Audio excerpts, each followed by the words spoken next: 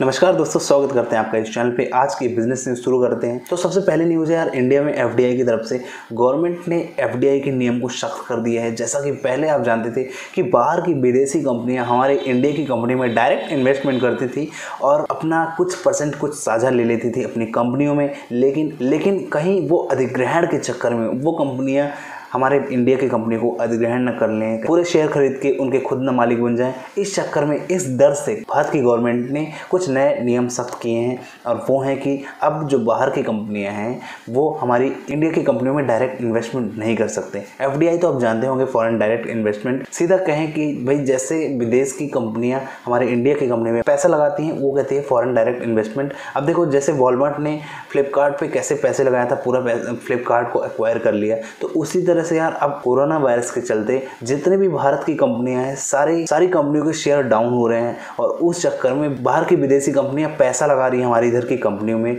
मतलब हड़पना चाहती हैं हमारी कंपनी को, ऐसा लगा। तो उसके डर से भारत की गवर्नमेंट ने, इंडिया की गवर्नमेंट ने कुछ नए नियम लागू कर दिए।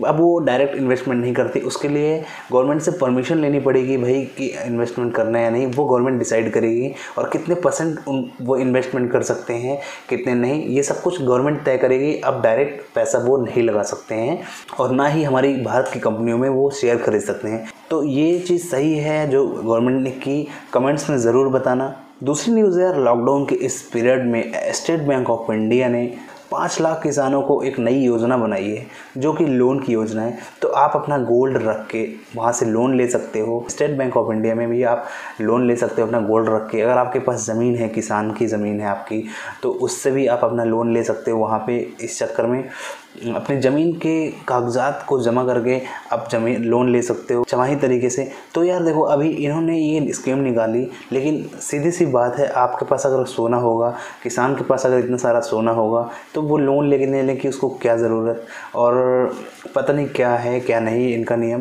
पर अभी देखो, सबको लोन मिल रहा है, ज़मीन के कागजात से इनको लोन मिल रहा है। तो आप भी इसका फ़ायदा उठा सकते हैं अगर आप एक किसान हैं तो इस स्कीम से कई किसानों को लोन मिल रहा है। तो क्या सही है क्या नहीं, आप कमेंट्स में ज़रूर बताना। नेक्स्ट न्यूज़ है यहाँ पे ओयो की तरफ से। तो यहाँ पे ओयो जितने भी फिक्स्ड एम्प्लॉय हैं उनको छुट्टी दे दी है और 25% की सैलरी कट ऑफ की है। अब देखो, ये आगे अभी वैसे ही इतना लॉस में चल रहा है ओयो, आगे ये लॉकडाउन खोलने के बाद ग्रो करेगा या नहीं करेगा, क्या होगा क्या नहीं होगा, कमेंट्स में ज़रूर बताना। नेक्स्ट न्यूज़ है यहाँ पे मुंबई में एयरपोर्ट की तरफ से। जैसे लॉकडाउन खुलेगा तो क्या एयरपोर्ट भी खुल जाएंगे? एयरपोर्ट खुलेंगे तो उसकी तैयारी बिल्कुल करने में लगा हुआ है मुंबई एयरपोर्ट। तो यार अभी देखो, पूरी सुरक्षा को नापा जा रहा है, भापा जा रहा है कैसे इन लोग, जब लॉकडाउन खुलेगा तो ऐसा नहीं है कि पूरी तरह से लॉकडाउन खुलेगा। लॉकडाउन खुलने के बाद भी कई लोग बहुत अच्छे से सुरक्षित तरीके से अपने एयरपोर्ट्स को चलाएंगे। एयरपोर्ट में जो भी फ़्लाइट्स वगैरह आ जा रही हैं, सभी लोग बहुत सावधानीपूर्वक काम करेंगे। आपने देखा होगा कई किराना दुकान और सब जगह गोला बनवा रहे हैं, 1.5 मीटर की दूरी बना के खड़े हों जो भी कस्टमर हैं, जो भी लोग हैं। तो उसी तरह वहाँ पर भी ऐसे कुछ बनाया जाएगा कि भाई लोगों की दूरी बनी रहे और वहाँ पर भीड़ इकट्ठा ना हो। तो धीरे धीरे ऐसा ओपनिंग होगा, जब ओपन होगा तो आगे क्या होने वाला क्या नहीं, आपको थोड़ा बहुत आइडिया हो तो कमेंट में बताना आप।